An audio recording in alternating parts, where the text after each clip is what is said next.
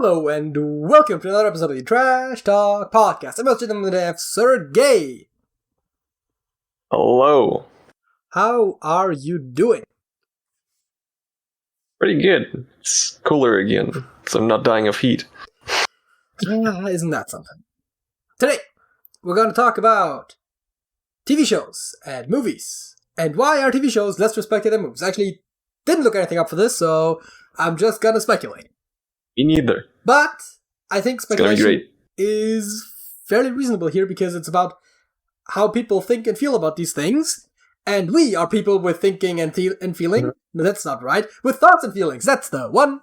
And so we will probably be able to reflect on other people's thoughts and feelings. At least somewhat. We're empathetic human beings or something. I don't know.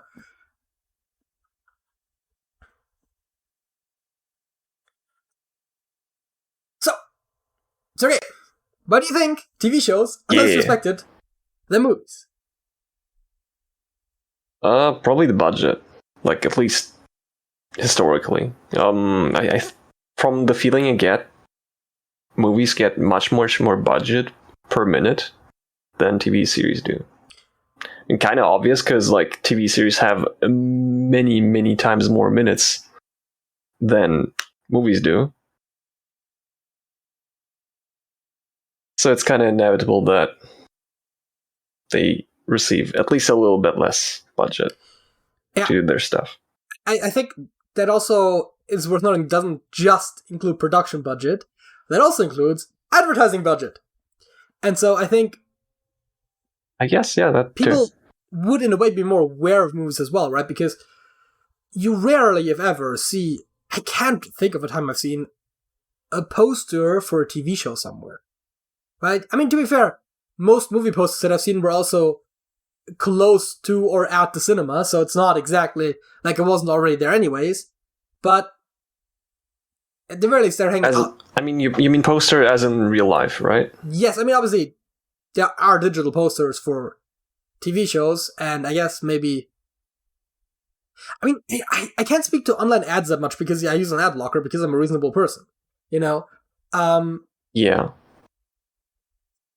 I'm actually not sure if I've seen posters for TV shows in real life. But you've certainly seen movie posters, and like not just within the building of the cinema, because obviously that's kind of a given, but also at the very least outside of that building, and I feel like sometimes you see them just like at bus stops and shit. I couldn't pinpoint the specific time that I've seen one at a bus stop, but I swear to God, they exist. I think I remember a couple of times too that I've seen movie posters at bus stops. So, yep. Can confirm. That exists. So, in that way, I think they're also just more in people's mind, right? I mean, obviously, there are commercials for... Well, actually, they're not really, right? There are trailers for TV shows on the networks that they air. They don't really run them during commercial breaks, but they do run movie trailers, which... I'm not saying that this necessarily goes to a point for advertising, but in a way it does, right? Because your movie gets advertised on all networks, whereas your show only gets advertised on your own network. And again, usually, not even just on your own network, but on the exact channel that airs it most of the time. So, that's a lot more restricted as well. It's not entirely unheard of. I think there have been shows that have done actual like advertising campaigns, and occasionally you'll see some cross-channel within network promotion, but it's not at all that common, I would say, which I think definitely contributes. And I guess I should say we are mostly looking at scripted programming here. So there are some reality TV shows that are also fairly big, fairly high profile, although I don't think anyone would consider them high art compared to something like certain movies, but they're just not comparable because I don't think there's really commonly movies of that variety. So I think most movies are scripted, whereas TV shows can be non-scripted more commonly. I mean, documentaries exist, right? Those are some of movies. But even those are still, in a way, scripted programming, although those would not be as high profile as, you know, anything that gets released in a cinema. That's also, I think, one aspect, right? Where something that gets released straight to DVD or straight to television will often be treated much more similar to how they treat TV shows, even if it is a movie. I guess that makes sense, yeah. And those are also usually Never noticed this. respected. They also usually have lower budgets. And I think it's not even for me, when I think about the respect of it all, it's not even as much about how people think about shows versus movies. A big thing for me is how people feel about the actors, right? Producers, directors, right? Like the whole shebang, really. I mean, no one cares about the lighting guys and the sound guys. I mean, no disrespect, but like that's generally the truth. But as far as like actors, especially like, you know, main roles, like leading roles, and directors and producers, you don't really hear people talk about TV people the same way they talk about movie people. You have all of these. I mean, obviously the big events are also about movies, right? Like red carpets and stuff like that. You don't really have red carpets for TV show premieres, except for the couple of cases where they did. Sometimes they air TV pilots in cinemas. Doesn't happen that often, but occasionally it happens. And those are then oftentimes also treated more like a movie. Like movies, yeah. Actually, cinemas might also be like a huge contributing factor, because you wouldn't watch a TV series in a cinema. I mean, I'm not saying I wouldn't, but I mean, yeah, sure, I would too if I could. But no, I mean, you're right, obviously. But you generally don't. It's a thing you go out of your way to do, unless obviously you're watching it. But it feels less prestigious if you're watching a movie in your own living room, right? And I guess that's part of it, right? Because you go to a place, you know, you put on a nice pair of pants.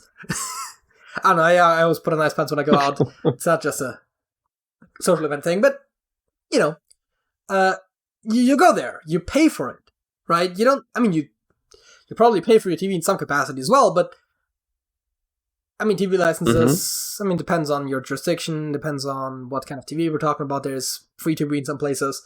But even if you don't pay for it, I mean, even if you do pay for your TV, it's like a monthly bill, right? You pay for streaming services, it's a monthly bill or an annual bill or something, I don't know.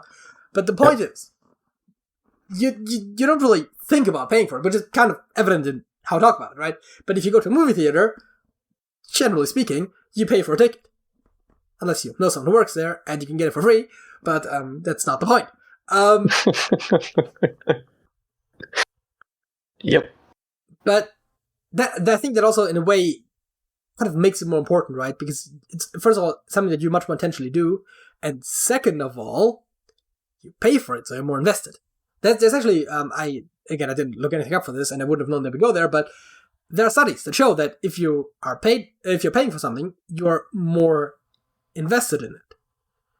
I think there's also something where if you are being paid for doing something, I think you're taken more seriously or something. Is it more or less invested? I don't even remember. But the point is, there's also the concept of what's it called? Cognitive dissonance, where your brain really doesn't like it if things are incongruent to your mental state. So if you invested money in something, you're much more likely to think that it's worthwhile because you don't usually think of yourself as a person that wastes money. And so thereby, your investment was probably worthwhile. So that's kind of the thing where it autocorrects to like, oh yeah, I paid for it, so it must have been good, kind of. I mean, it's a gross oversimplification, but it kind of gets the idea across, I think. Where, yeah, you would think... At least it nudges you into the direction of thinking it's good. So you would think... I mean, that's not to say that you think every movie is good. And it won't make a trash movie a blockbuster, but like, you know. Yeah, but the general idea of movies even, right? Even if you maybe one movie was a dud, you couldn't have known that in advance. It's not really your fault. But if you go to movies and they're all not really that much better than TV, then why would you pay for movies? That seems like a stupid thing to do. Bro. Actually, that might be a stupid thing to do, but, you know. I mean, I've always thought that paying for movies is kind of a weird thing, but also it's kind of about the experience as well, not just about the movie, so it's fine. That's also why Mm-hmm. I don't think I've never gone to a movie theater alone, right? Because that would be weird. I mean, I'm not saying that you're weird for doing it, but it just doesn't make sense to me. I have. Not sure if multiple times or just once, but at least once. I mean, I haven't because again, it's like, why would I go to a movie theater and watch a movie if I could just sit at home, which is much more relaxed, and just watch a TV show or a movie? Because let's face it, there's so many movies that you can just watch at home. Because anything that hasn't been released within the last half year or so. With a couple of exceptions. There's some movies that you can only see in the movie theater, yeah, at least for a couple years. Generally speaking, it comes out on streaming or DVD. Which, I mean, of course, on DVD, if you want to watch it, you would have to have the DVD in the first place. I guess... Wait, sorry. Let me roll back. Let me be cool with the kids. On Blu-ray.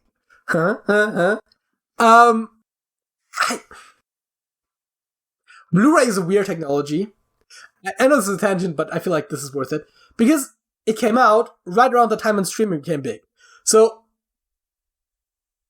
it existed just early enough that I think a lot of people do have Blu-ray players. Or at least Blu-ray capable devices, because I feel like a lot of people got PlayStations at the same time and then used their PlayStations as Blu-ray players rather than having a dedicated Blu-ray player, which I've heard of. I've heard some people use their PlayStations more as Blu-ray players than as gaming consoles, so I don't know. Mm-hmm. But it's kind of interesting because Blu-ray, I think that's also why DVD still exists, because people stream a lot these days, and it's rarely that you buy a physical copy of a movie. And if you do, you're not going to buy an entire player just for it, so I think that's why DVDs are still around. Also, Blu-ray players can play DVDs, but not vice versa. Yep. Get a different technology. It's interesting, because... Not just some fancy blue paint on a disc. Yeah. No, but it's something that I thought about before, where it's like... It's Blu-ray came at an interesting time. Because, in theory, you would think that Blu-ray would completely displace DVD. And... I mean, if it had more time, then yeah, probably would. I mean, it has had a lot of time by now. But, as we talked about, right, it's streaming, right? Like, no one uses physical discs anymore. I mean, obviously we do, but, like, not to the same degree that we would have. And I guess some advantages aren't really there, right? Because it's mostly just higher quality and more data density, I guess. It's not really... Right, like, a lot of people are just fine with DVDs. Because it's not like they look terrible, even on larger, more modern screens. They still look fine for the most part. And also screens are usually reasonably good at upscaling. Yeah. Also, like, screens usually, at least like most people, I think don't really have like 4K TVs or anything. I mean, not 4K, but... It's still like 1080p. Most of the time. How high do DVDs go?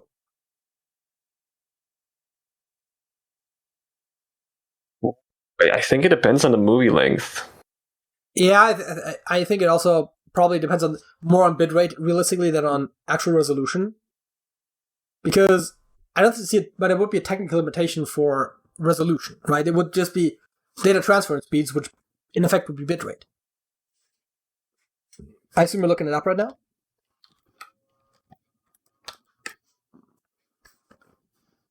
DVD! I can't find a clear answer.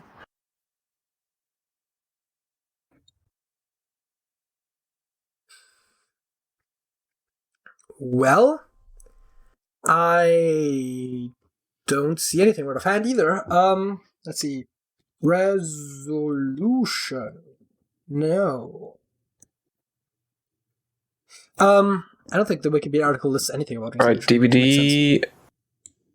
Wait, there's DVD and HD DVD. Yes, HD DVD was a competitor to Blu-ray that came out around the same time, and Blu-ray just happened to win out. So you never hear about it again. Okay. I think HD DVD was... Okay, so DVD apparently has like 11 megabits per second on read speed, I think. I mean, that seems fine enough. So it's pretty good. For comparison, like most Twitch streams run on 6 megabits per second, and they look fine. And this video is exported at 6 megabits per second, and then after that, fucked up by YouTube. So if this is fine, then that's probably less than 6, because again, YouTube compression makes everything worse. Mm-hmm. I mean, it's not a complaint necessarily, because I've never had any major issues. Like, there was like a very brief period where YouTube would sometimes fuck up uploads, where like sometimes you would just have random glitches in your video. But I think it's been fixed for years now. Probably, yeah. But like, I don't have a problem with YouTube's compression because I don't mind. Mm-hmm. But yeah, so again, right, bitrate seem fine. But yeah, even if you do have a 4K TV, I mean, I guess if you have a 4K TV, you probably care. But I feel like most people also just don't care about resolution all that much. Like, most people don't sit right in front of their TVs, and they usually don't have gigantic TVs. They're getting larger for sure, but you're still sitting like 3 feet away or something. And at that point, possibly more even, depending on your setup. But at that point, right, like, what does it matter if there's like a pixel more or less?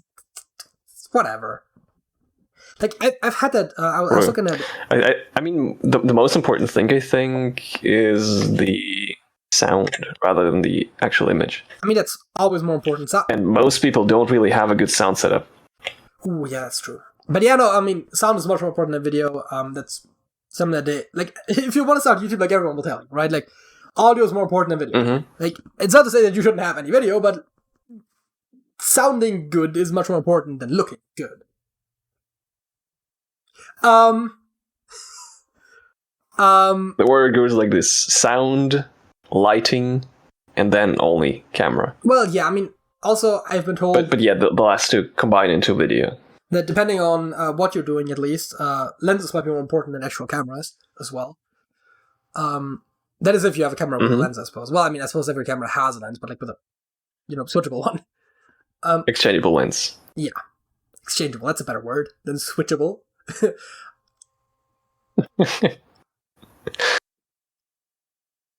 Where are we going? All right. So yeah, I think people think of movies as more prestigious because they're more expensive, both to make and to watch. I think that doesn't mean that TV shows. I guess that's the point I was trying to get at initially when I came up with the question. Is I don't think that TV shows are necessarily worse than movies. And I think they are maybe underappreciated in a way. Not that I'm thinking that most people don't appreciate TV, but not in the same way that they would cinema. And I think in some ways TV shows are actually better than movies. I mean, I've always said that I had a preference. Part of it is that I just like to have more content, but also I think you can do more with TV in terms of character development. And, not everyone watches the content for characters, but you can have more narrative, you can have more character. And I think, again, from the actor standpoint... Just can have more stuff. Yeah, I think from the... That's huge. From the actor standpoint, right? Movie actors are more respected than TV actors, although those lines are breaking down more and more. That was never, like, somewhere it said, like, oh, you can only do one, but a lot of people would only do one historically. And that, again, it's becoming less and less as also TV budgets rise. And in a lot of ways, TV and movies are coming closer together in a lot of ways. But I think being a TV actor is probably harder. And the less respected the show is, the harder it probably gets. Which is, right, like something like a daily soap. You get a lot fewer takes than on a more high quality TV show. And you probably get even more takes on a movie. Not to mention that you have to do a lot fewer scenes in total. Right? So it's a lot easier to do a good job, I would think, in a movie than on a TV show. And, of course, again, in terms of respect from at least the general public, if you go one step below TV, it's probably a theater, right? Most people probably don't have a high respect for theater. Now, there is some prestige about some of the more fancy theaters, but people don't really look at theater. I mean, certainly theater actors aren't as prominent as TV and movie actors. And it's like, I was talking about the number of takes that you get, and in theater, it's one. right? You're in front of a live audience. You don't get a redo. Mm-hmm. And I think in a lot of ways, you gotta be the most skilled there. I mean, obviously, some other standards in theater are lower.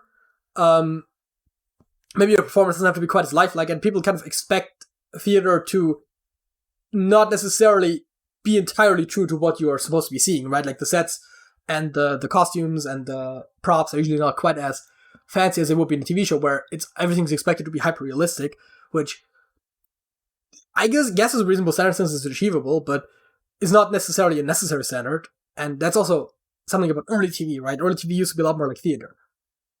You would only get a single take oftentimes, like unless something went catastrophically wrong, you just ran with whatever take you got, right? Sets would look, especially for like something like sci-fi or fantasy, sets wouldn't look that realistic. Costumes, oh god. I mean, have you seen the original Cybermen? I kind of like the original Cyberman costume, but they are silly. Not sure. They were also in... I think I've seen clips of them. I mean, they were also in World Enough in Time, I think. They also redid it, basically, where they are basically just wearing socks over their heads rather than actual, like, metal pieces, or, well, presumably plastic pieces that are just painted to look like metal, but, you know, they're just wearing some fabric. And it's like, that doesn't look metallic at all! But, you know, it's the right color. Gets point across. And they did use them in the... I think it's World Enough in Time, and I think there's another part, it's the two-parter, where they're on the space station, or was it a ship that got stranded? I think it was a ship, actually. It was just a large ship, like a colony ship or something, that got stuck near a black hole. And so there's time dilation across the ship, and like there's Cybermen at the bottom, and they're trying to come up. That story, some of the Cybermen designs there were pretty much true to the original designs. And they look a little goofy, but I kind of like them. Probably mostly because... I actually remember that. But yeah, you know, just because something doesn't look hyper realistic doesn't necessarily mean it's bad. Which I guess doesn't directly relate to the TV and movie question, but it's still close enough, I think, to be worth mentioning. It's also the thing with like bad effects, right? I mean, I like good effects better than I like bad effects, but there's nothing inherently wrong with bad effects. Bad effects don't necessarily ruin the show. It's nothing. I think in some cases... inherently bad about them. I think in some cases bad effects, especially bad practical effects, can be kind of charming, right? If it's like a low-budget production and it's not... It feels really weird if you have like terrible CGI in like a Hollywood blockbuster and it's like, you must have had the budget to do this the right way, right? Like, this... You're just cheaping out, right? Like, this isn't necessary. And it kind of take you out, especially when other effects that are like next to it are much better.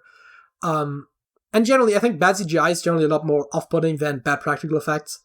Not that there are that many bad practical effects, really, but I mean, I suppose the classic Doctor Who stuff is an example, right? Where it's like those models and figurines and everything that they use just look goofy, and you can really tell when they were using miniatures to make it look like it was a real thing for like wide shots of like cities and stuff. And this is clearly a model that someone built. There are actually some really cool tricks you can use to make it not as obvious.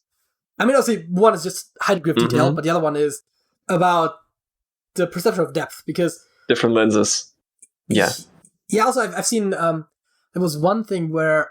because the background is way too close to the model, so they actually moved the background with the camera so as to give the effect that the background was static while the foreground was moving, because of, you know, how it works when like something is far away and you move, it looks to not move while something is right. The parallax. Yeah, parallax. That's the word I was looking for.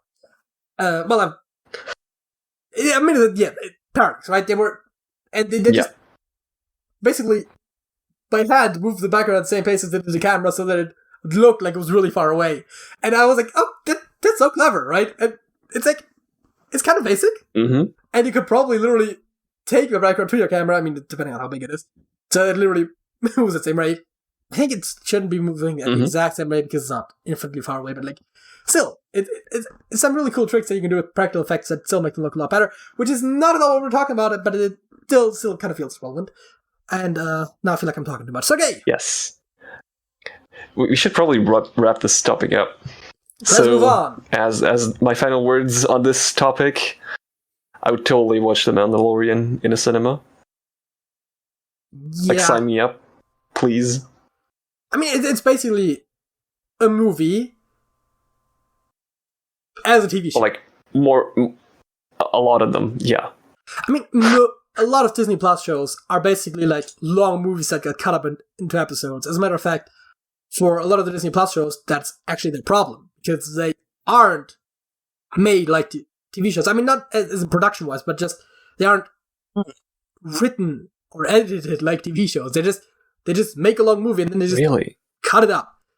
And I think I didn't know that. I think Mandalorian is kind of fine, but like, no, I mean, they just don't.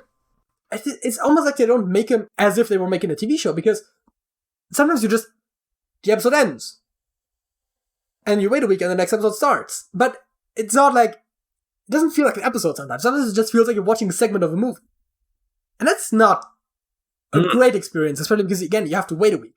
I think it's not as bad if you release the entire season at once, because people will then generally not stop watching after an episode. Some people will, but most people won't. So it's not as bad when it doesn't feel like an episode, because if you watch the whole thing anyways, in like 1 or 2 sittings, it's gotta feel much more like, oh yeah, that's just the experience, right?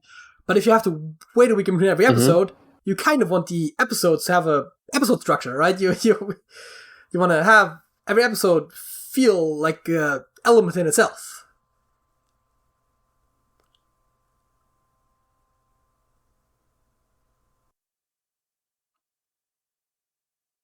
So, what is your fact of the week? Okay, so the fact that I mentioned earlier before recording that people will most likely, like, I cannot imagine a single person not knowing this fact by the time this episode comes out, so I'm gonna put another one after this, is that today Queen Elizabeth II died. See, the interesting... Which was very surprising. Because we all thought she was immortal, yeah. So yes. Today, as of recording, not today as of release, so we're recording this on Thursday, for obviously kind of follows, but it just, for those that somehow missed the news, I literally actually listened to the radio earlier when I was eating lunch, right? And they were talking about how, like, she was sick or something, and like doctors were looking at her, and she had canceled a meeting and stuff like that. So I had heard that there was something up, but I guess she wasn't dead at that point, or they just hadn't announced it yet. Yep. But so I was unaware of that. I mean, I don't really care. Right? She was like, what, 96? Like, I don't know. You really should have known this, Sergej. It's your fact. Come on. I really should have. Let me look that up. Elizabeth II.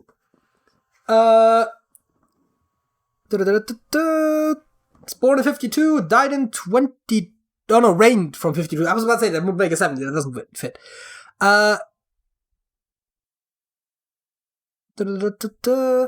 Died the 8th of September 2022, aged 96. As I was saying. Yes. You're much more informed than I am on my fact. Yes. So.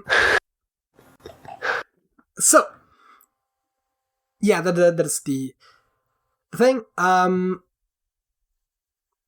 I don't know what else to say about it. She was 96, right? Like, it's not... I mean, first of all, if one person dies, it's never really a tragedy in my mind. I mean, obviously, they say, one person dies is a tragedy. 1,000 people die, it's a statistic, but yeah, obviously, still feels more tragic when more people die. Also, again... But yeah, like, apparently no galactic empire under her rule. Yeah, it's like she was 96. We were joking about her not dying for like a decade now. Right? This is not... I mean, obviously it's news because it happened just now, but it's not really unexpected, strictly speaking. That is true. And that is why I have a second topic. not topic, fact. We have one of those too, Sorry. but that comes later. Yes. Second fact, and that concerns the history of gin and tonic.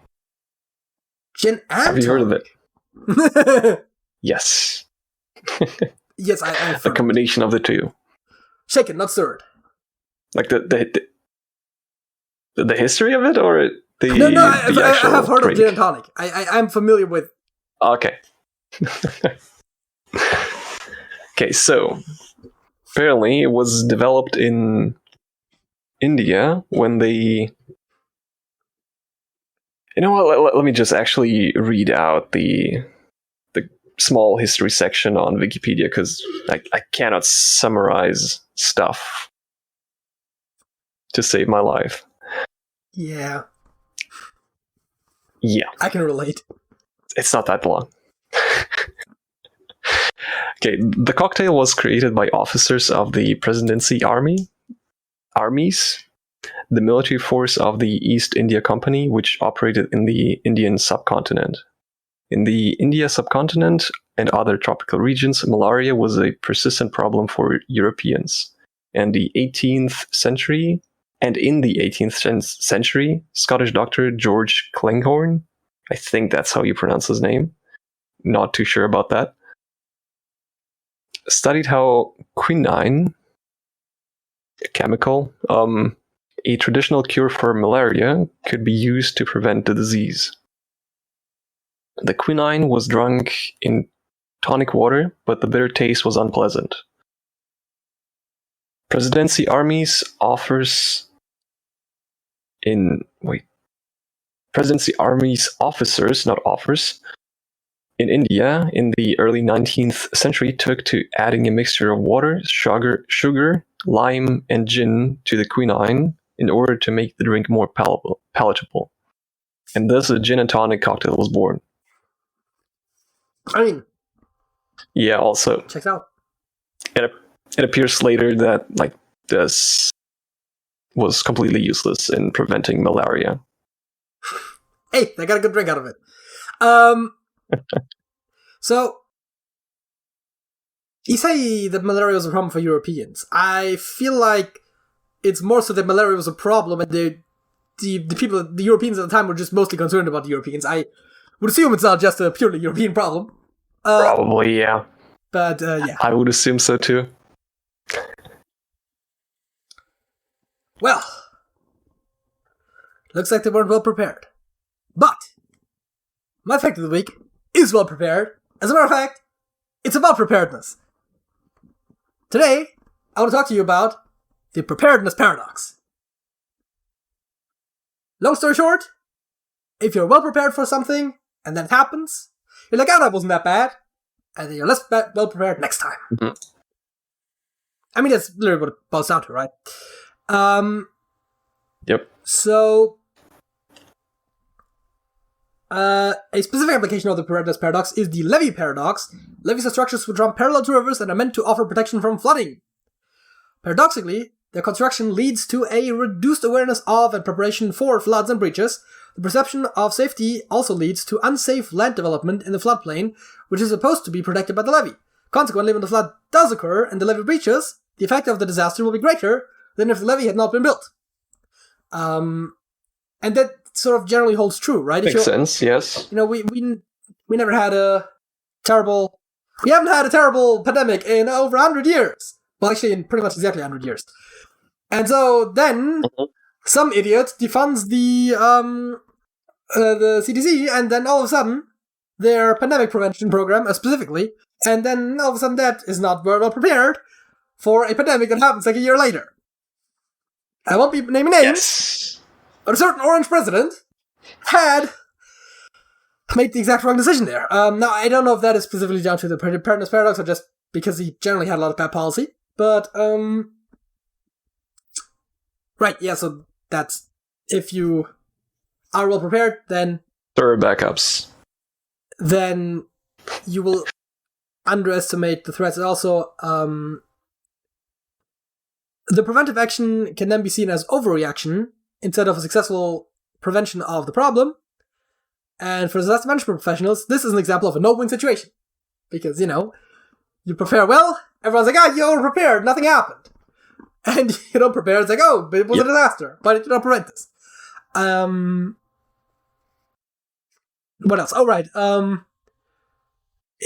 Another example that's listed here is the 2011 Tohoku earthquake and tsunami, which led, obviously, to the Fukushima nuclear disaster. Hey, everyone likes that. Not. The Onagawa nuclear power plant was closer to the epicenter of the earthquake. It withstood the cataclysm because of the preparations made by the facility administrators. Right? They expected an earthquake because they were near the epicenter of an earthquake. Well, near the fault line. Fukushima was further away, and so they were less prepared because it was a low risk, and we all know what happened. So yeah, it's almost as if, it's not exactly the same thing as being prepared one time and then not being prepared the next time because you underestimated what happened the last time, but it's still kind of related in as far as the areas where you most expect something bad to happen are going to be the most well protected, kind of like the Levy paradox, so thereby the areas where you less expect something bad to happen are less well protected. Actually, I think that kind of relates to, maybe a little bit. It's almost the inverse, in a way, of the policing problem, right? Where areas that are suspected of having higher rates of crime will have more police officers deployed to patrol these areas. Thereby, they will see more crime happening because they're there, and so the crime rates are going to go up rather than down if more police officers are present. Not necessarily because more crime is being committed, but because more crime is being observed, especially a lot of petty crimes, right? Jaywalking, drug use, public drunkenness, that sort of stuff. Yeah. And so more policing leads to higher crime rates, or rather more convictions at the very least, which then again makes it look like needs more policing, and so that is kind of related, I feel like, because it's basically the preparation. In that case, it's actually more so the prevention paradox, where trying to prevent a problem that then causes it. Which is not what we're talking about exactly, but it's quite relevant. Now, what we are going to be talking about, though, is words. More specifically, words that have 5 letters. Yeah. The levy, which I did talk about earlier. Preparedness is too long. But first playing. Nope, not that. We're doing. I pressed the wrong button, okay? Give me a break. Yeah, it's fine. This. By the way, could you perhaps check your audio real quick? Why? I already restarted my audio engine on my end, but yours is a bit crackly every now and then. Let me do that. I have to go back to this. No, well, I don't have to, but I generally prefer it if. I did it. I don't know. It's fine on my end. You had some slight issues before, but it's fine now. Okay. So as I was saying, Squirtle. And we're going to say goodbye to it right away because we're going to say adieu because it's our starting word. That's just what we always use. And we got 2 letters. It's a bad start. Okay. No. Okay, so the reason why I say that is because, generally speaking, we want a lot of arrows. We don't necessarily want a lot of letters because the letters are less helpful than the arrows. Mm-hmm. In the sort of medium-term future. In the short term, obviously, the letters look better. In the long term, the letters are better. In the medium term, we're going to get less out of letters than we get out of hits. So,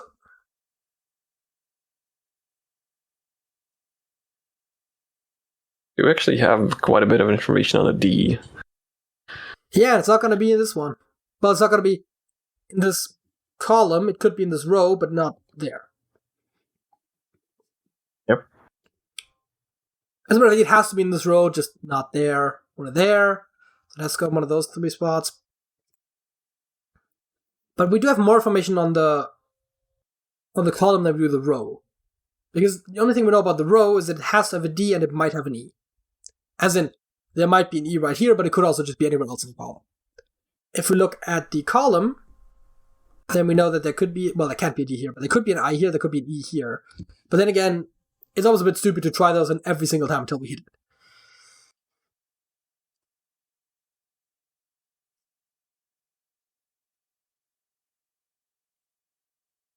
I don't know what my takeaway from that is. Those are my observations, though.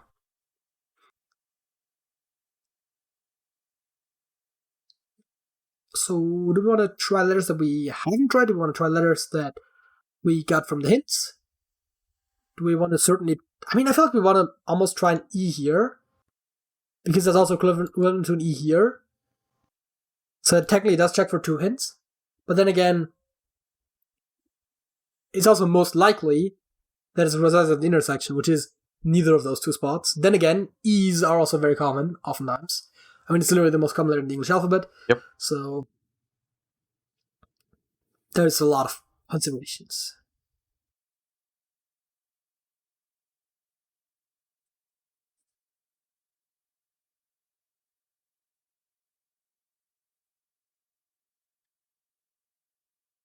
Do we want to test O because we haven't? And then maybe test... I would like that, yes. And then like S, R, or T. Preferably like some combination of those. Yeah, S, R, T. I mean, we could always just go for roast.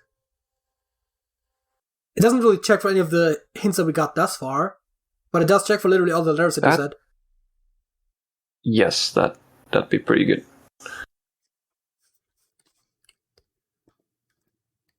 I always would prefer if it was something like... Actually, wait. Is rosette a word? Not like that, I think. Oh, anyways. I don't think it is, but I was just thinking, you know, we have all the same letters. I mean, we could try. I mean, we can try, certainly. I mean, it doesn't really matter for us. Because this way, we get the E hint that I was talking about. Because the A doesn't... Mm-hmm. The A could help us, but it's not breaking any new ground, whereas the E at the very least is pointing at some hints. It's a word! It is. I honestly wouldn't have thought it necessarily be a word, but then again, rose is a word, so it's just an extra letter, so it's not that uncommon to just tack on a letter to a word and it's still a word, you know? We get a lot of vowels. I mean, no U's, but we got A, O, I, E in a nice snake-like pattern.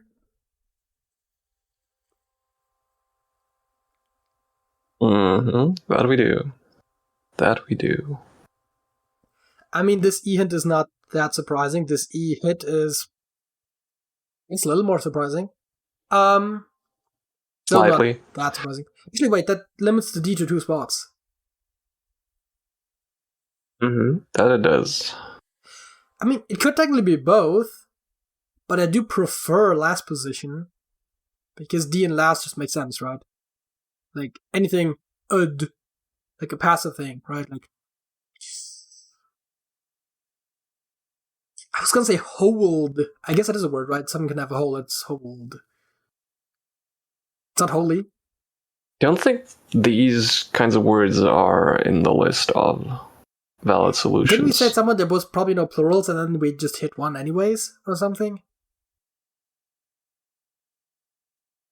We had a similar discussion 2 weeks ago, I think, where we're like, oh, like, I don't know if it was plurals or like third person singular. I know that they're considered words. valid guesses, but I don't think they're solutions.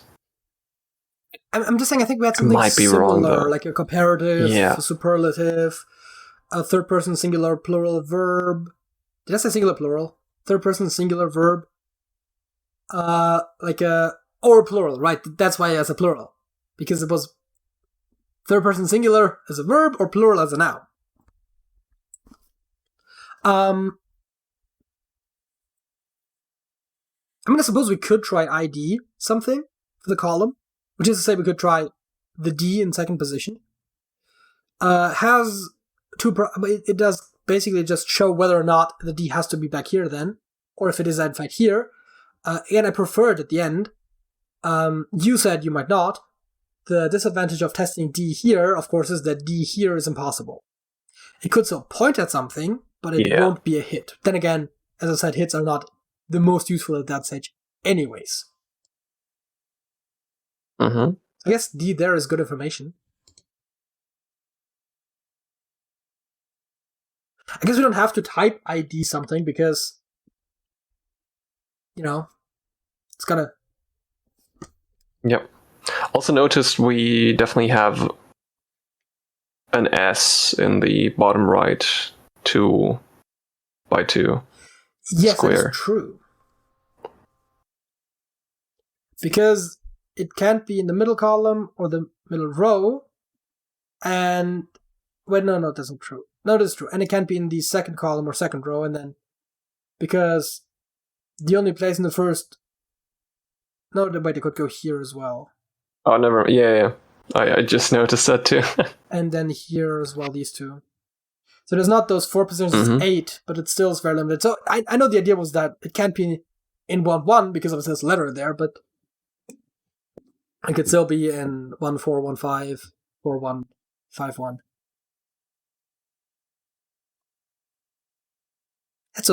Actually, can't think of it as a weird way of counting them, but since we do column first row, first column, it doesn't make sense. If it was an actual coordinate system, you would expect the origin to be down here. And so it would actually be 1-1 down here. This would be 1-5. This would be 5-1. I don't know, that this bottom left being the origins sounds weird to me by now. Yeah. Unless I'm actually looking at graphs.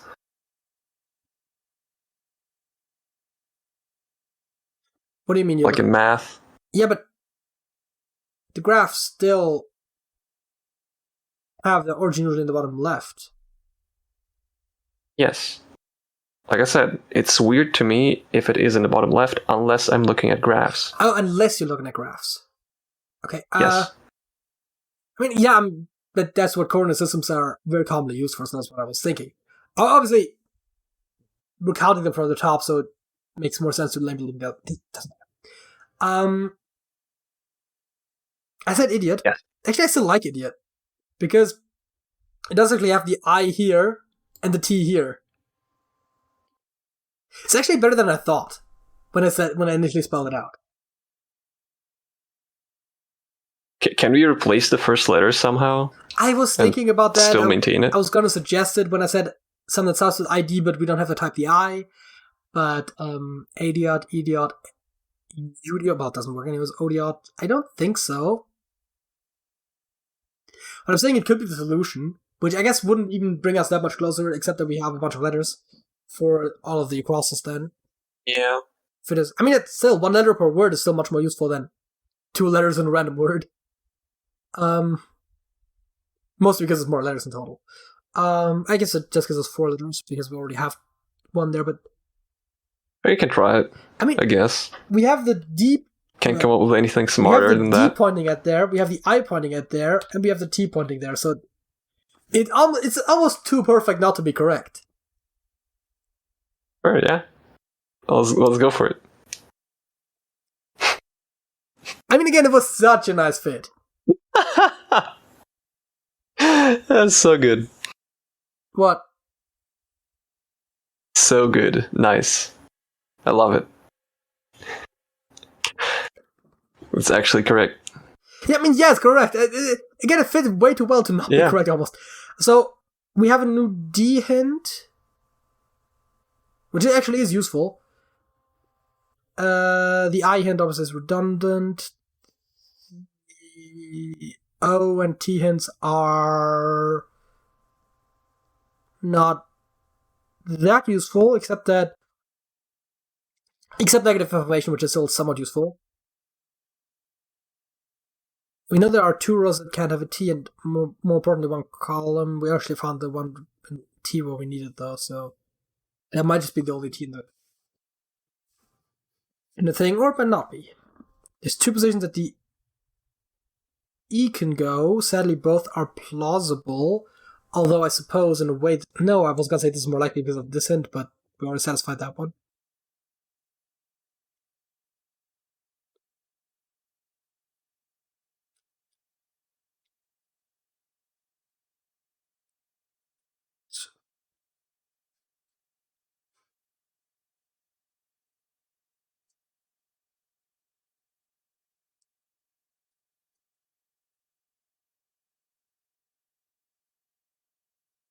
So I guess we're going to go for the row then, because we don't have anything for the column, really. Well, I suppose we could say this might be D and this might be E.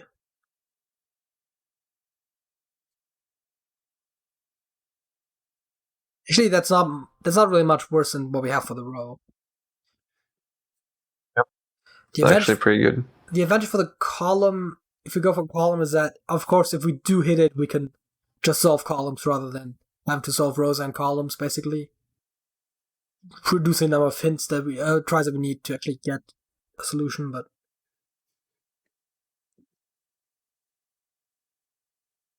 if we do use this, I don't think these are correct, I'm just marking them in because we might want to try that.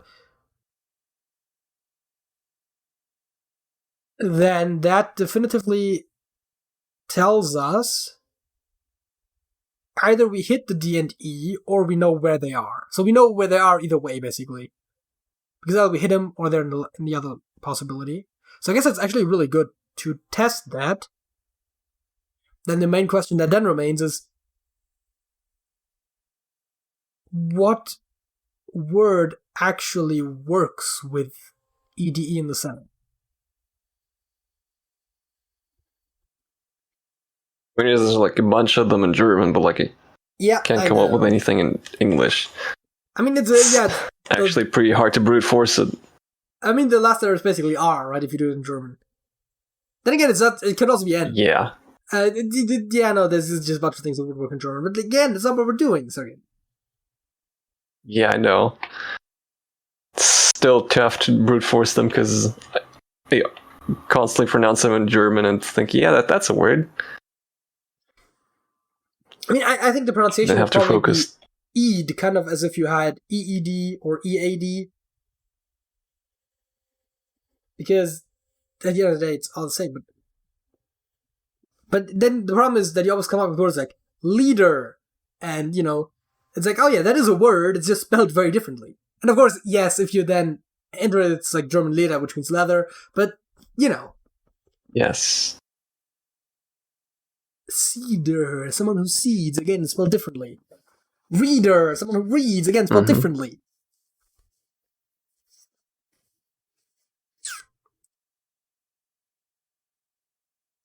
Actually, no, it's spelled with an A, right? Cedar, as in CEDAR, I think. I think it's a type of tree.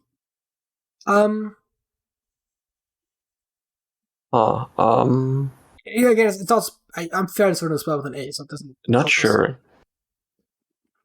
Wait, seed. Is seed? How's it spelled? Seed. In which meaning? As in which territory? Meaning? I think CEED. I think so too, because I think that's also where the root for succeed comes from.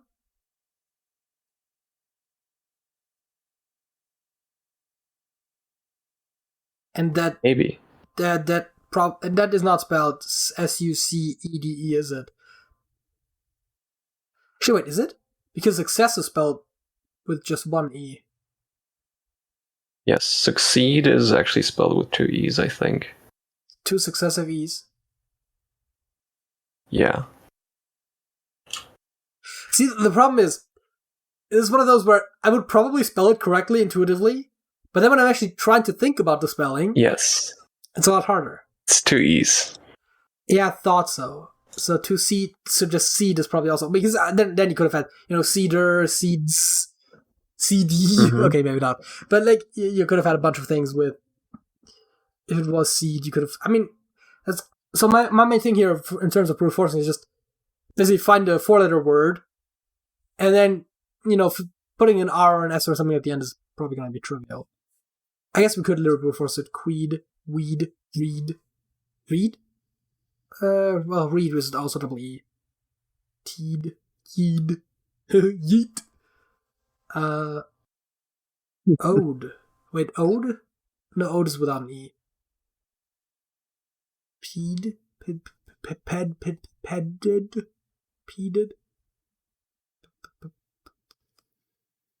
How's impede spelled, actually? To impede, like to impair, to... 1E. Impede. Yeah, because then ped would be the root, right? So maybe you could say that you peded something. I don't know. I'm just saying, like, linguistically that could be derived. Maybe. I'm not saying it is a word, but you could try it. If it's not a word, it's not going to accept it. Deed, feed, geed, heed. No, it's double E. Geed. Yeah. Heed. Lead. Seed. Feed. Bead. That's also double E, or it's completely different. Need. No, mead. Yeah, I think I like peed if... And then I guess peds... Oh, that's not... Peds or peder or something would be the try. I mean, as a matter of fact, we want to try S's there, so... Try. Yes, that's actually a good point. It is a word. It's a word, it's just not the word. As a matter of fact, we now know definitively that we have a D and an E right there, and there's another E in this column. It's gonna be there, yep, which makes a lot of sense, or there, which is not unreasonable by any stretch. Mm-hmm. See, this one is a bit tough because also we have double E there. We have an S. Yeah, we have an S. And it still doesn't completely exclude the top right and bottom left, but like it looks like it's pointing to this square, yeah. So, do we think it's double E? Or do we think it ends in E? Because if... And probably both, like geese.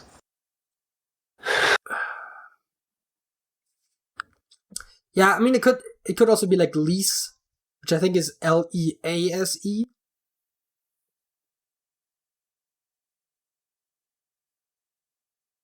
But yeah, you're right. If you go for something like geese or anything like that, the most logical follow-up letter, I mean, least, but it's AS again, EAST again.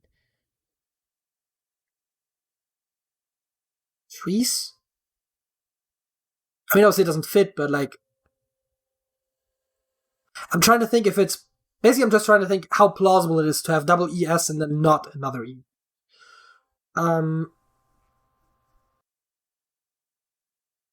C's. Oh, C's is also with it completely differently. I don't know. We haven't... Well, you pointed out the S. We obviously know about the D. Except that it also tells me that there's no D here, but I guess that's not too exciting. We don't have any hints pointing down anyways. P. Could go there. Could go there. Could go there. Well, words ending in P. Top. Top. Drop. Okay, yeah, no, words ending in P are plausible. I can't go first position because there's a negative hint for P there, but that's not very useful because there's already an A there. So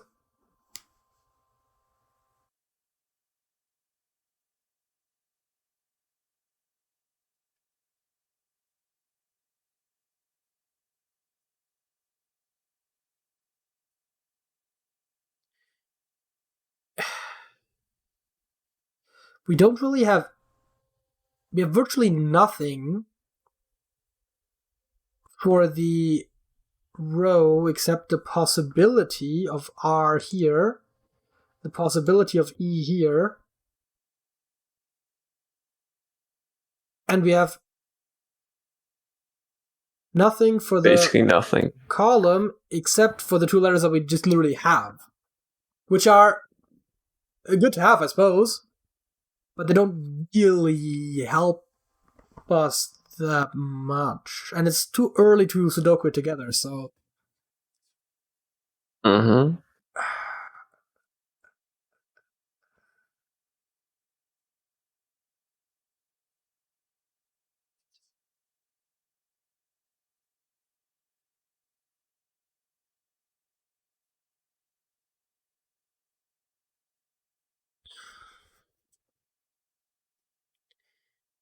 But we have a possible P as the initial letter. We have a possible R as the... Well, it's not going to as the start, but like it technically could be either of those, and it could technically... Well, it could end in an E, but we already have that satisfied anyways.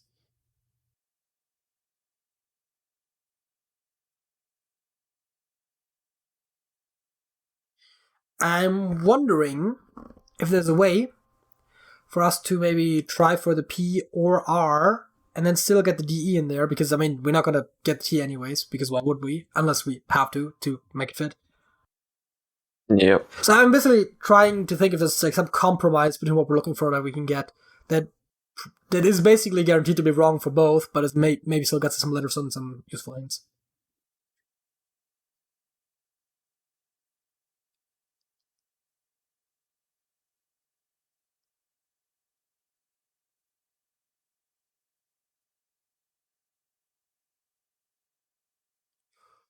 Order. Mm-hmm.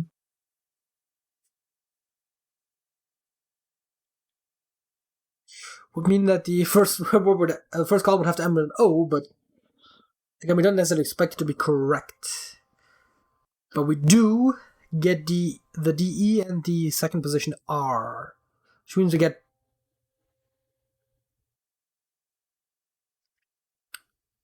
something that works theoretically.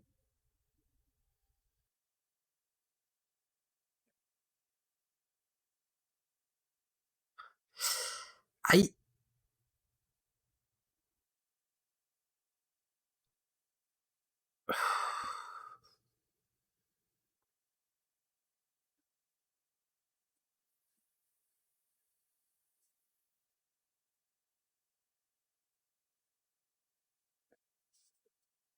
so I mean, order is the only one I came up with thus far. At least one, the only one with 5 letters, which I guess is kind of what we need. Because I was like, ardent is so close, but it's also like one letter too long.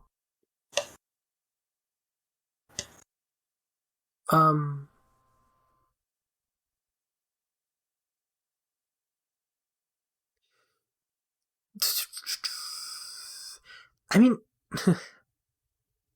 POTUS is Latin, that means feet. But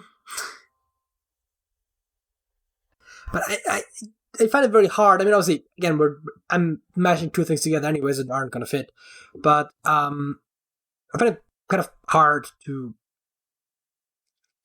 have P vowel, presumably, I mean, and then DE. So RDE seems almost more reasonable, but because it's a vowel cluster, it is very reduced in what it can do still. And so ardent and order are the only words I can come up with that have that RDE cluster in second through fourth, but ardent is too long. And order fits. Obviously, the R is aiming to be correct here, cannot possibly be correct there.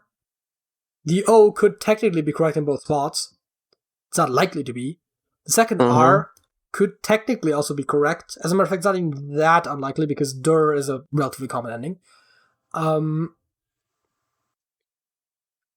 Which I guess will make this ter, which could also work, or tor. Well, no, capitor. But, so I don't hate order as a guess.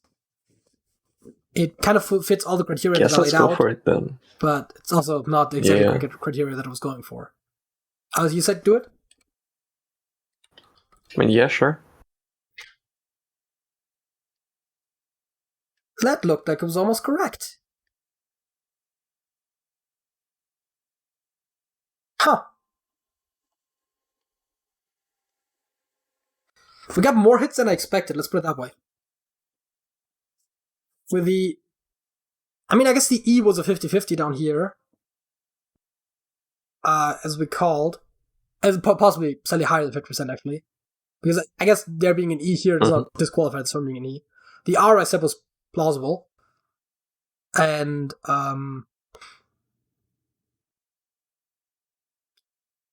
we got the DE, which we knew. We got the O, which I said was plausible, but not necessarily necessary. Which also completes that pattern we started earlier, but now that's not as visible anymore with this also being there.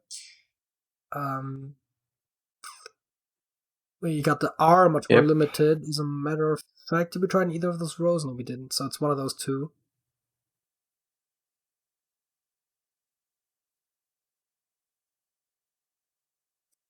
I'm tempted to say there, but I guess it could be. It couldn't really be. I'm thinking there. Mostly because of the column. Sure. Because so we have to have an R to the column. And I'm trying to think how we would do O something R. Because it's either OR or O something.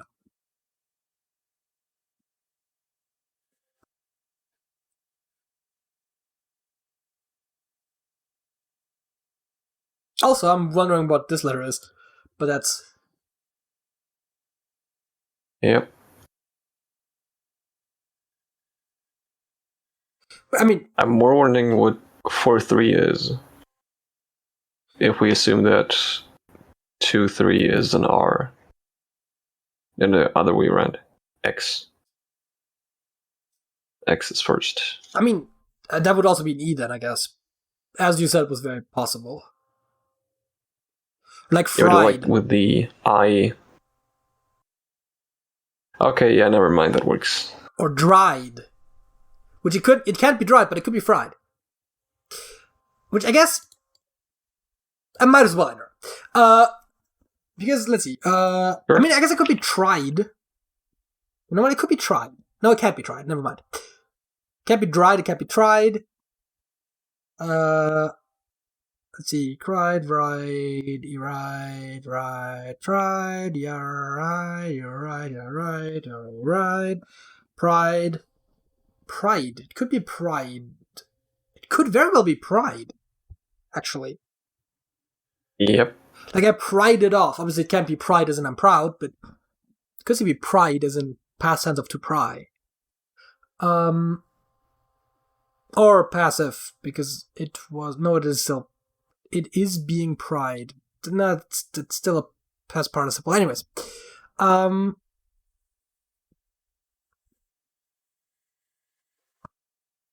Let's go for it for now, then. I mean, I can't enter it right now, obviously, because that's not where we're at, but... Yeah. Cried. As a leave. Cried. These.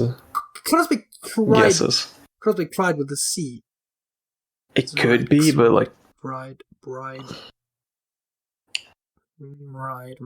So, it could be, as far as where I'm saying, it could be fried, cried, or pride.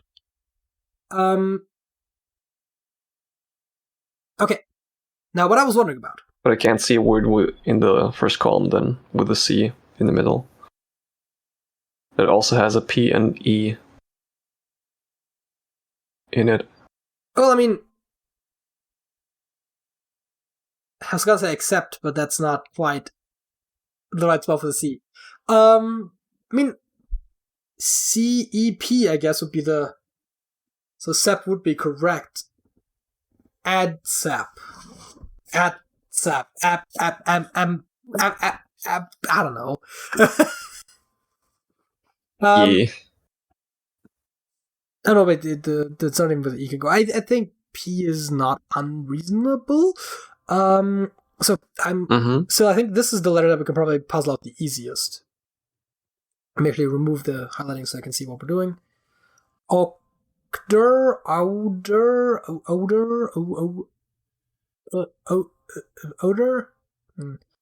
Order is not allowed. Odor, no way. Oider. Almost as plausible, but it's probably not it. Oider. Oder, Obder, Oder, Osder, Otter. I mean, otter It's almost probably sounds older. plausible, but it's just someone saying otter with a specific type of dialect, which is actually very broadly common. After, Ogder, Ohder, I don't know. Oider, Octer, older. Hey, did you say older earlier? I wasn't listening. Osder, Oxter, Octer, Ovder, Opter,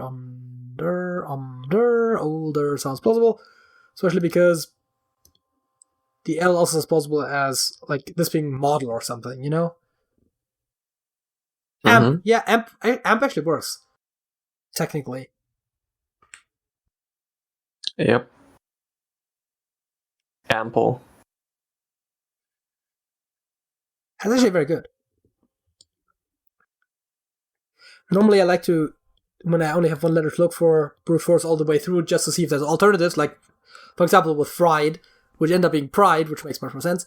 But, you know, Apple fits so well, I'm just gonna... I mean, obviously I couldn't brute force ample anyways because there's multiple letters. But, I was gonna say modal, but modal is better than a. Model. I can... English is so inconsistent in orthography, I swear to God. Could be yodel. It could be yodel. We'd have to find a word that starts with AYP, but it could be yodel. Vodal, nodal, bodal, vodal, subtle, dodal, codal, jodal, hodal, codal, fodal, dodal. Could be dodal. Subtle, total, total.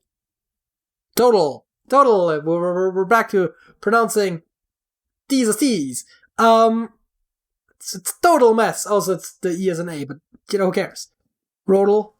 We haven't tried N's yet at all. Rodal. Well, we have not. We also haven't tried Q's, W's, Y's, F, G, H, J, K, L, Z, X, C, V, B, and N. I mean, we have tried most letters, to be honest. Have we? We tried ERTUIOPASD.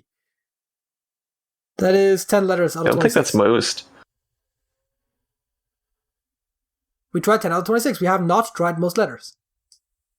Oh, not. Okay, yes. Actually, yep. How are we feeling on geese? Pretty good, I think. Maybe. Niece, lease. I think Lisa's better than A. Keys, wees. Ease. Reese, tease, yeast. Peace. Reese, peace. Peas, man. C's, D's, fees, geese. Keys, G's, keys, lease. Z's, x's, keys, vis, bees, knees, mees. The bees, knees. Mees, peas. E's, teas, rees. Yeah, I think it's. I mean, I feel like geese is the most likely. I mean, that's the only one I see that's like very obvious. I mean, is meese spelled the way I think it is? Well, what even would meese be? The plural of moose. The plural of moose is mooses. Really? Yes. No. That's the whole point that people make, right? Okay. The plural of house isn't heis. Because English is a stupid language. Which is why we can play games like this. Well, not really. I mean, this game would work in other languages too. As a matter of fact, you can literally play it in German and Swedish as well. I think those are the only options. Might have been Spanish as well. I'm not 100% sure. I think you can click on the gear icon. Isn't it in there? Yeah, I'm not 100% sure how much of what we're doing here it saves, so I'm trying not to disturb it.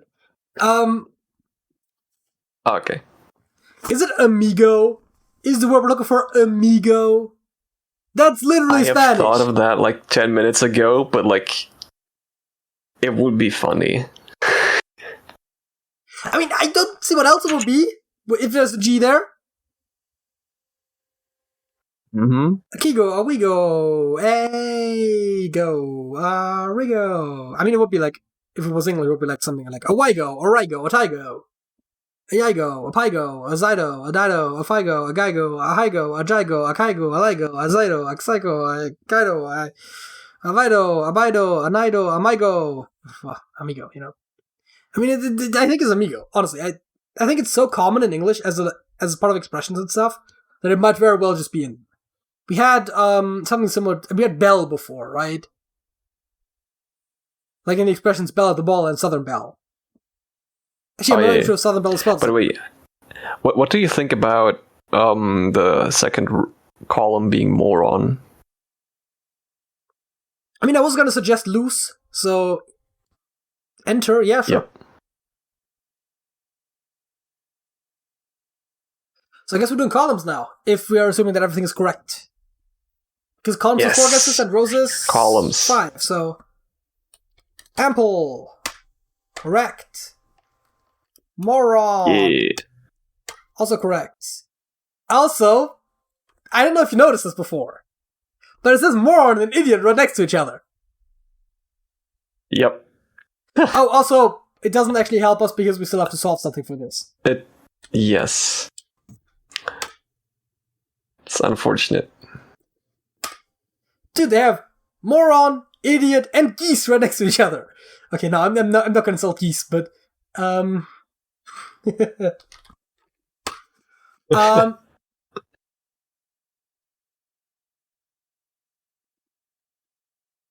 we have amigo, model, pride, loose, enter, apple, moron, idiot, geese, and elder. I think this is fairly doable.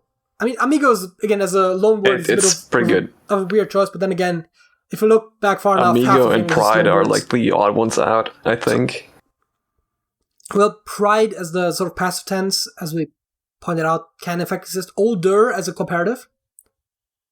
And we have also geese as a plural, right? So I don't think there are that strict rules of what can and cannot. Actually, be. True, yes. Yep, never mind. I mean, geese is at least an irregular plural, so it's still very distinct from if you had like mooses on there.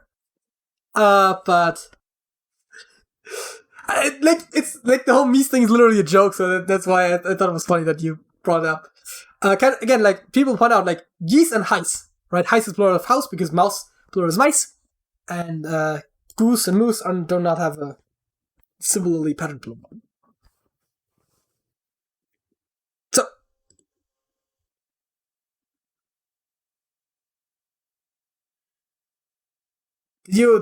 are you currently double checking what the plural of moose is? Yes. Sergej, it's mooses. I told you so.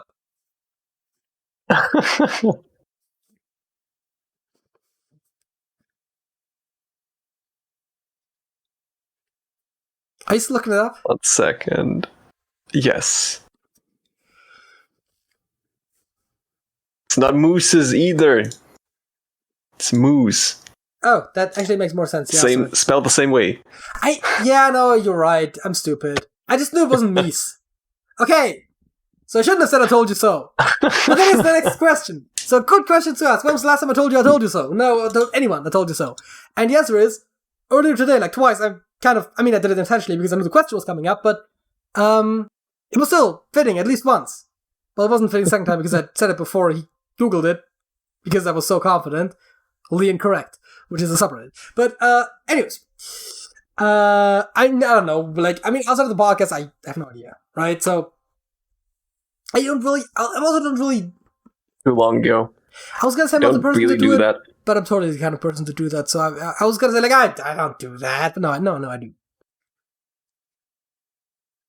I would totally point out that I told someone. So like I totally would. I totally would, yeah. Probably every time. It's either saying it or like basically being like, yeah, well, not to say I told you so, but you know, which is the same thing. Yeah. But when was the last time? I don't know. Like, it's not like just because I say it triumphantly doesn't mean that like I get a high of it for the entire week, right? Like I forget about it like 10 minutes later, and it's been more than 10 minutes. Yep. Except for that one time where I got it wrong. But so yeah, no, I don't know. No clue. Another good question to ask, Sergej, what riddles do you know?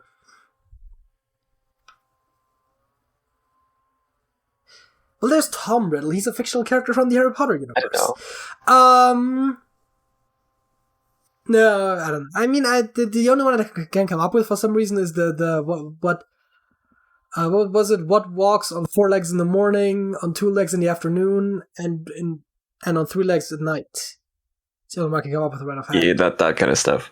But like, it's a stupid riddle because the answer is a human, and the morning, afternoon, and night thing are metaphorical about age, and so I never liked that riddle. But that's probably why I Also, the remember it. number of legs is metaphorical. Yeah. I mean, yeah, no, it is.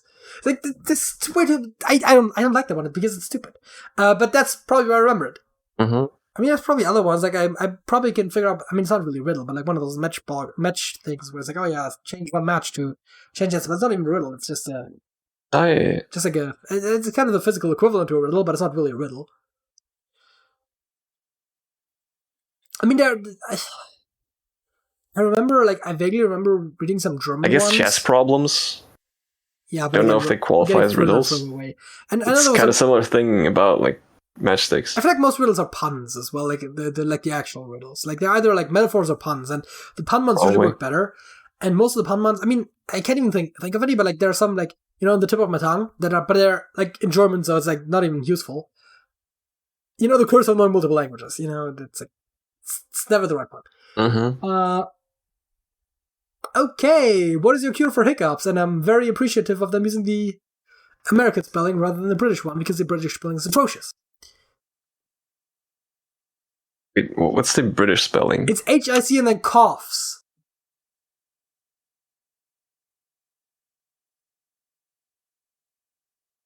Yeah, no, that's... It doesn't even rhyme with cough! Mm-hmm. Which is the worst part about it. Okay, so... You stop doing what you're doing. Yes. And hold your breath. Like, get as much air in your lungs as you possibly can, and hold it for like half a minute. If needed, after that, exhale slowly, and do the same thing again, but like 20 seconds this time. If I had to guess, I'd say exhale through your nose. Doesn't really matter, as long as you do it slowly and controlled. Fair enough. It like works 99% of the times.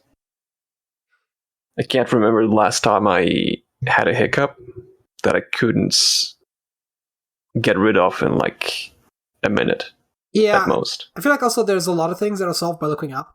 So like I don't know if it strictly works for hiccups, but like when you feel like you have to burp but you can't, it's almost like they're stuck somewhere.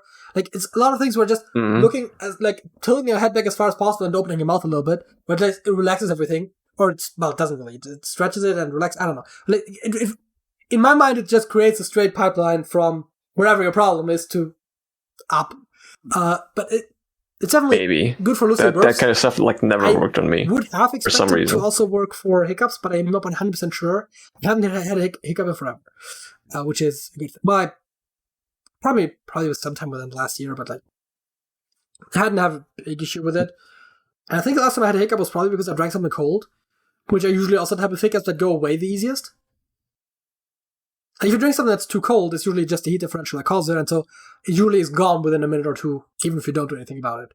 Whereas other causes of hiccups, the ones where it's almost like you swallow some air and then you have a hiccup, like those can last for like way longer if you don't do anything about it. So,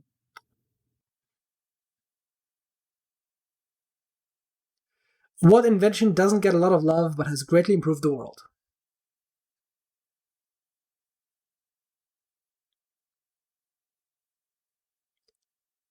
I don't know. Water filters? Like the ones soap?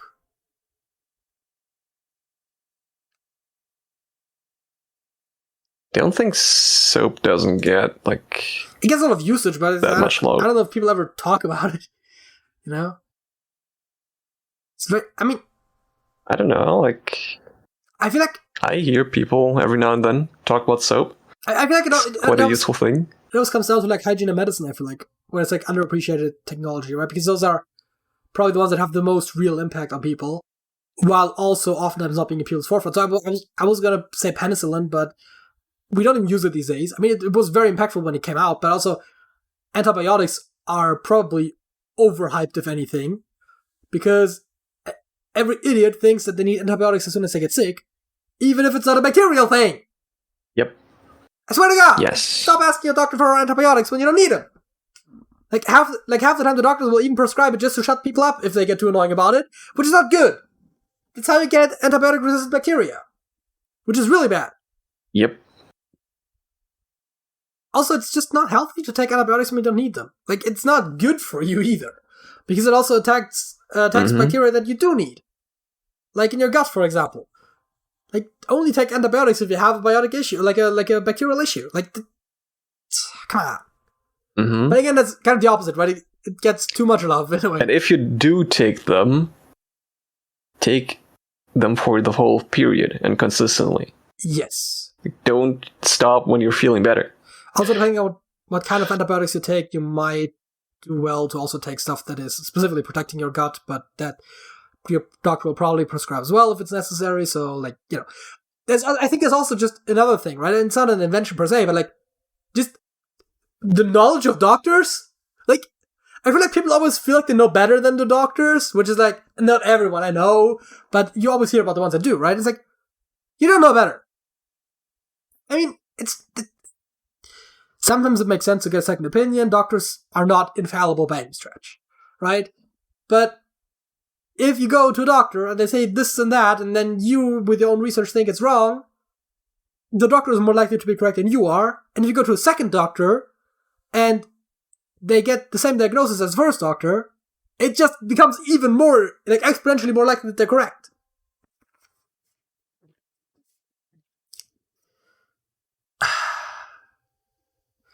So yeah, that isn't really the question. I mean, again, like, I think some stuff like water filtration or sewer systems, like that sort of stuff, I think is not. Dude, the sewers, yeah, that is actually right. Like, yeah, they're huge in disease prevention, but they're so common these days. Like, they're so like standard these days that we don't really think about them. We only think about sewage when it goes wrong, which admittedly it barely does, but when it does, then, you know. I was going to use some sort of expression that contains the word shit, but I'm not going to go there. I guess, like, also, like, garbage collection. Yeah. I mean, it's probably even further from invention than sewers. But yeah, I mean, I get it, right? It's certainly innovation, right? It's certainly relevant. I think it's stuff like that, right? Like something that's so benign, but also significantly affects the way we live. I mean, for fuck's sake, agriculture, right? If you want to go way back. Yeah, I guess nowadays it doesn't. Yeah. You know, I mean, yeah, I think we all kind of know that agriculture is the backbone of everything we eat. Like, even if it's not agricultural products in and of themselves, it's like meat still is, you know, the animals still fed from agriculture, mostly byproducts. All the math about how much grain it takes to feed a cow or whatever are not really that accurate because most of the stuff they get fed we couldn't eat anyways, or wouldn't.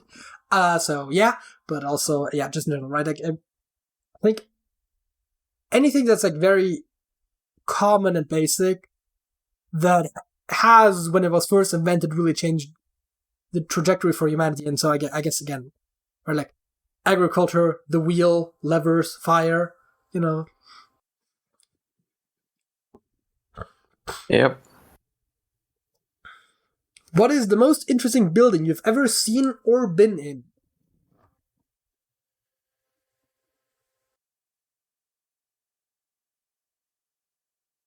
I mean, the most interesting building, well, like seen in person or like just seen in general, because there was that one building in, I think it was somewhere in England, that was set up in a way where the glass accidentally would focus the sunlight, and they had to like mess around with the building a bunch so that it wouldn't burn people. So that's interesting, I suppose. I haven't seen it in person. I've seen it in videos, you know. Like, there's that one hotel in Singapore, I think, where they have like, it's like two towers. Well, there's like two main buildings, and then there's like a whole thing up top that's resting on both buildings. And there's like a pool in there and shit. Like, that's interesting. Again, I haven't seen it in person, but I've seen pictures. Like, yeah. I don't know what you want. I mean, the most interesting building I've seen in person, I don't know. I mean, there's nothing that interesting that I've seen. I mean, in terms of general interest, it's probably the Leaning Tower of Pisa, but like, I didn't find it that interesting. It's just a crooked tower. It's really not that spectacular. It's just kind of shittily built at a shitty location, and it's also kind of old.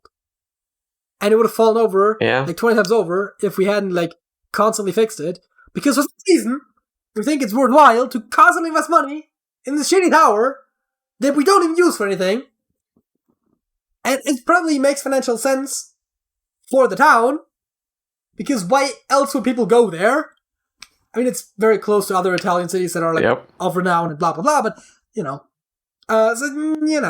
but doesn't really make sense. Humans. I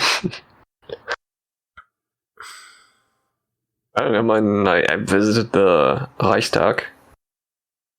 Is that really interesting? Which was mildly interesting. I mean, I guess the question is also like, what makes the building interesting, right? Because my first thought was architecturally interesting, right? But I guess buildings can be interesting just because of the functions they fulfill, even if they're not that spectacular known, right? Oh, interesting thing that I've seen recently, again, on video, because I don't travel that much, but the Royal Albert Hall, I was aware of before, but there was a recent Tom Scott video where he talked about the roof of the Royal Albert Hall, and the fact that the roof is not physically connected to the building. I mean, it just rests on the building. They just built the roof, like, over top of the building, and they just let it down, and just rest on top of there. It's just so heavy that nothing is ever going to push it out of place, and, yeah, it works. That's pretty cool. Again, it was the most recent Tom Scott video, so it's not... I'm not telling everyone news here, but I thought it was interesting. Because again, like... I thought also the comments on that video were interesting. One person was like, is it even a roof then, or is it a lid? You know, because it's not a physically attached part of the building. I mean, again, it does rest directly on it, so it's not... So saying it's not connected might be a bit misleading, but it's a separate piece. It just happens to sit on top of there. I guess it's designed to, but, you know, it's nothing holding it in place, technically, except for its own weight.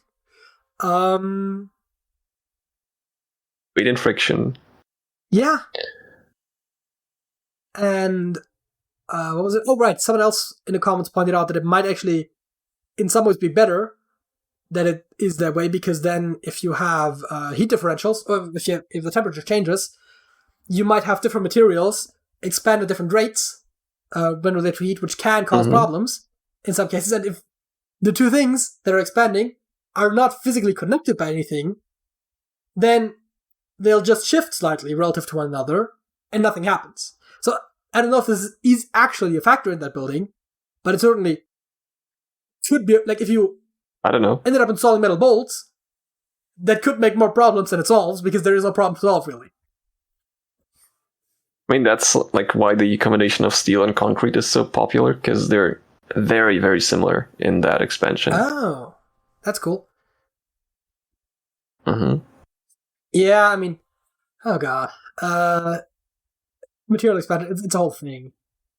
Wood does that like a lot. You get a lot of issues with wood. Like, we've had a problem in our house for a while. I think it might be fixed by now, where one of our doors would always be be kind of tough, not really difficult, but like it would always kind of scrape when you were trying to open and close it in summer, because like the wood just expanded, and so it was very tightly in the frame, so it would always have to like actually apply force to like get it open and close properly. I don't think it's a problem anymore. I assume we slightly tightened something up or something or other, but like, you know, it was a problem. It's like, I mean, it was more of an inconvenience really, but it's like, what the fuck, right? We have a thing, yeah. We have a wooden hut in our garden, and we had to readjust that door as well. Like, but that was like after it was built, like it set first. I think it's more so the problem than actually like the expansion for temperature. But also like the door would barely open because it would always scrape on the floor. Like it fit perfectly the day we built it, and then like a couple days later, it didn't. So you know, stuff happens. I mean, again, it's mostly just that wood just expands and contracts a lot.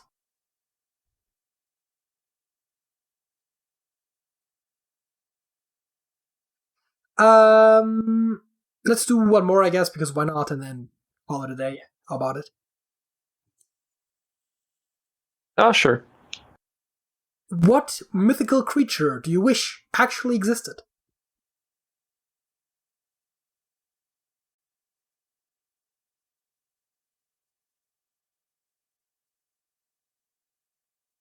I don't know. I'm kind of fine with all the creatures we have right now. I mean, I think there are a lot that would be interesting. The problem always is, like, which ones do you think would be cool versus which ones would actually... Right, because dragons would be really cool, but probably also dangerous. So, like, yeah. Mm-hmm. I mean... It's just big lizards, right? I mean, fire breathing. That's the main problem. Also, some cases they have like human level intelligence, which is good, I guess, because then at least I won't just recklessly fire breathe. But also, like, half of them are evil, so it's also bad. Then again, humans are also evil sometimes, so yeah. What was I gonna say? Right. I think with the level of technology we have right now, we wouldn't have that much of a problem with dealing with dragons. But would we have ever gotten as far as we did if dragons had always existed? Is then the question. That is true. What would be kind of funny from like a hilarious trolling kind of standpoint would be something like Bigfoot or the Loch Ness Monster or something where it's like, there's just supposed to be one of them. It would just be kind of hilarious from a scientific, because like, science is always like, hey, you know, like species and stuff. It's just, like, this thing makes no sense. Like, why does it exist? But then again, the platypus exists, and that doesn't make sense, at least as a species, but it doesn't make sense in so many other ways. Like, would the world really change if unicorns existed? Convinced with Bigfoot and stuff. Yep.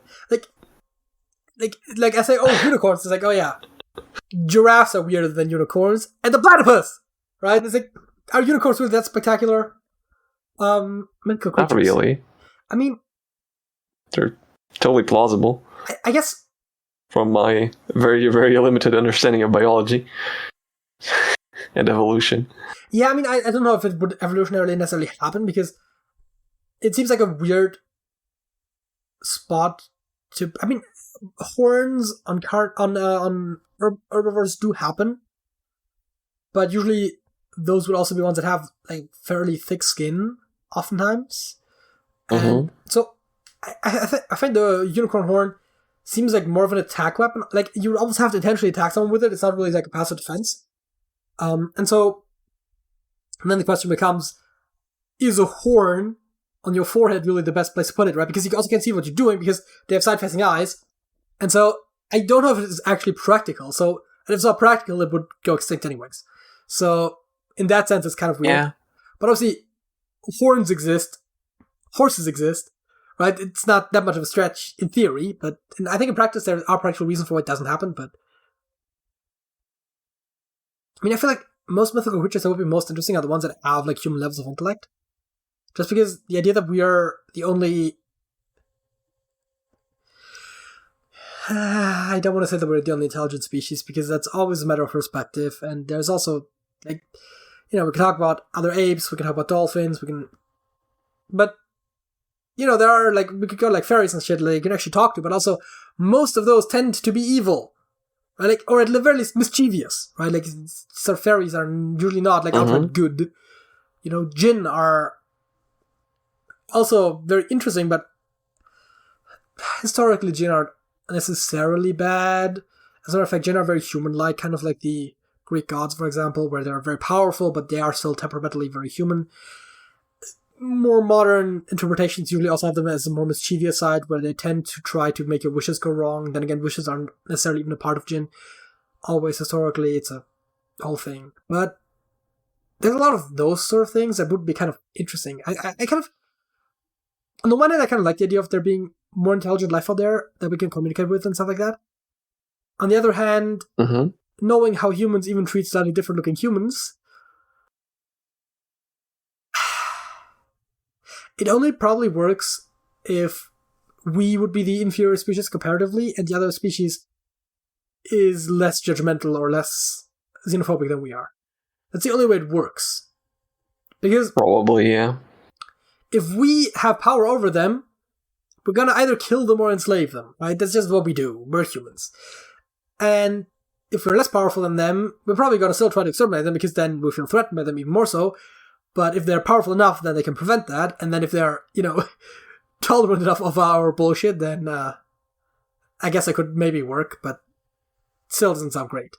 So, practically probably none, because most mythical creatures weren't exactly invented to just be a benign part of the ecosystem. They're usually invented for some sort of storytelling purpose. And oftentimes they're invented to be antagonists. Sometimes they're allies, like the winged horses in Greek mythology, the Pegasus. Highly impractical in real life, but I guess winged horses would be interesting. It'd also be kind of scary, because I guess big winged things are always kind of scary in a way. Because they are hard to restrain, and even if they don't mean to hurt you, that's the thing about horses, right? You don't necessarily want to get on the wrong side of a horse, because even if you scare it, it might kick you, right? And that's not good.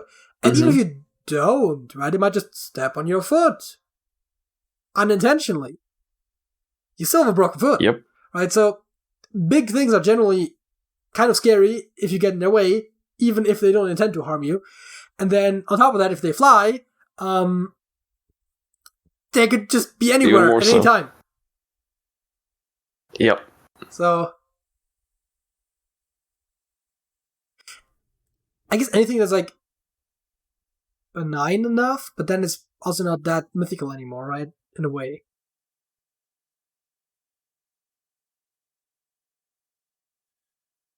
I guess, yeah. I'm still leaning towards Bigfoot. But just one, right? It's not an entire species, just the one guy. Yeah. Yeah. I mean, obviously... And it's so elusive that no one ever actually catches them. Again, it's like Bigfoot, but it's real, but it's also it's the idea that Bigfoot is real, but it's also otherwise the world is not changed at all, right? It's some people still think it's real, but most people don't. It's kind of fun. Yeah. I mean, obviously, the other problem is then if you choose anything that kind of defies science as we know it, and that brings up a lot of questions about what change would have had to have happened to the laws of nature to even enable that, and then also, how does that mess with us, right? I don't know. The realistic answer is probably none, because you don't want to disturb the ecosystem with an invasive species. Hey, that's a thing. I don't know. Yeah.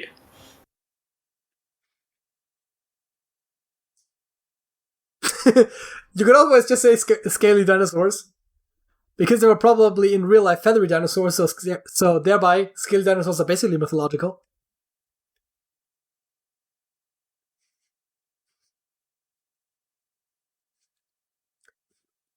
Yes, yeah.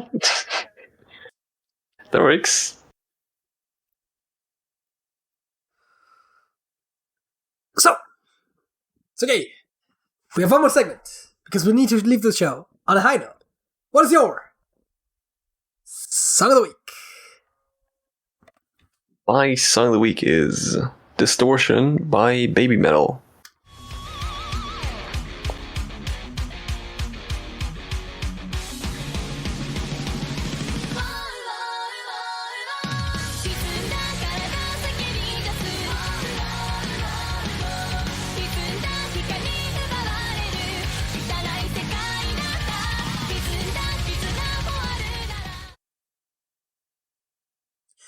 I mean, I'm not familiar with the song. I mean, the snippets aren't good. I'm familiar with the band.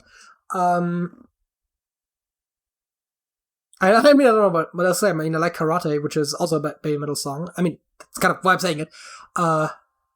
Yeah. And so, yeah, I mean, I know they do make some good music. I mean, the snippet that we played here, I'm relatively ambivalent towards. Anything else you want to say? I don't think the rest is that good, but like I kind of do like this second chorus and the instrumental part of it. Yeah, that's the problem, right? I haven't found that many baby metal songs that actually like just in their entirety just liked. There was some that have like good moments, there are some that I just don't like at all, and there's like one or two that I do like. So I don't know. Yeah, kind of similar. So I figured, I had to come up with the song of the week, and I was trying to think about it, and I was like, well, what could I do? And then I was like, how do I best pick a song? Right? Sometimes I just go through my playlist and I just wait until a song comes up, and I'm like, oh, that's a good one. Sometimes I'm like, oh, I recently discovered a song, let's use that. And today I had a genius idea. What if I just pick a song that is relevant to our topic? And so, today, my song of the week is The Sun Always Shines on TV by a-ha.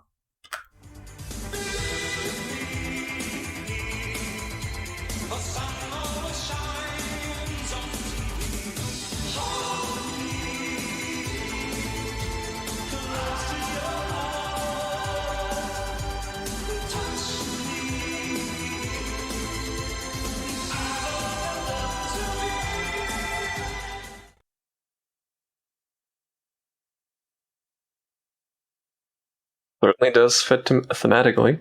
I know, right? I do also like the song. I mean, I didn't just randomly choose a song with TV in the title. I do have it in my collection. It's a top 5 a-ha song, I'm gonna have to say. Okay, I memean, personally not that big a fan of it, but... I mean, to be fair, also, let me see, how many a-ha songs do I have? The answer was 4. So, it was a safe bet. I mean, honestly, I don't know. No, I'm not going to try to rank them. I was thinking about trying to rank them, but then I realized that I like all of them, obviously, that's why I have them. And I think some of them are very hard to compare to one another. If you enjoyed this episode of the Trash Talk Podcast, why don't you leave a like? If you want to see more of this, subscribe to the channel. If you want to talk to us directly, join the Discord server, links in the description below. Right, also, you can leave a comment, of course, if you want to, I don't know, review the episode.